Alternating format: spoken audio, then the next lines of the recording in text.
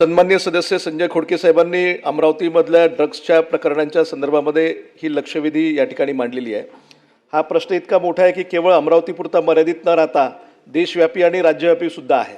आपल्या राज्यामध्ये सुद्धा गेल्या काही वर्षांपासून मोठ्या प्रमाणामध्ये ड्रग्सचे कारखाने सुद्धा त्या ठिकाणी पोलीस विभागानं जप्त केलेले आहेत, छापे त्या ठिकाणी मारलेले आहेत। अनेक प्रकारच्या ड्रग्सच्या घटना वेगवेगळ्या शहरांमध्ये वेगवेगळ्या गावांमध्ये सुद्धा आपल्याला मागच्या काळामध्ये पाहायला मिळालेला आहे। 2024-25 या कालावधीमध्ये जर पाहिलं तर आपल्या राज्यामध्ये एकूण 15,873 गुन्हे दाखल झालेले आहेत ड्रग्सच्या संदर्भामध्ये। त्याच्यामध्ये अटक केलेले आरोपी आहेत ते 14,230 आहे आणि तस्करी करणारे जे काही ड्रग्स पेडलर आहेत, ड्रग पेडलर्स, तर ते 3,627 इतक्या मोठ्या प्रमाणामध्ये आहे।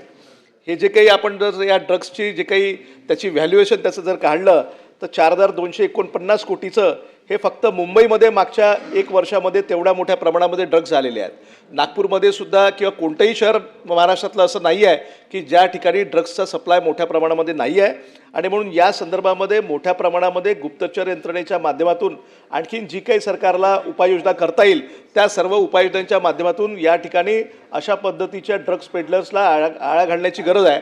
विदेशातून सुद्धा किंवा मुंबईमध्ये वेगवेगळे पोर्ट आहे, त्या पोर्टमध्ये सुद्धा मागल्या काळामध्ये मोठ्या प्रमाणामध्ये करोडो रुपयाचे ड्रग्स हे बाहेर देशात आलेले सुद्धा आपण त्या ठिकाणी अनेक वेळा पाहिलेले आहेत आणि म्हणून यावर उपाययोजना करण्यासाठी शासनानं नेमकी काय कारवाई करणार आहे आणि कशा पद्धतीने या ड्रग्सला आपण आळा घालणार आहे हा प्रश्न या लक्षवेधीच्या माध्यमातून मला उपस्थित करायचा आहे।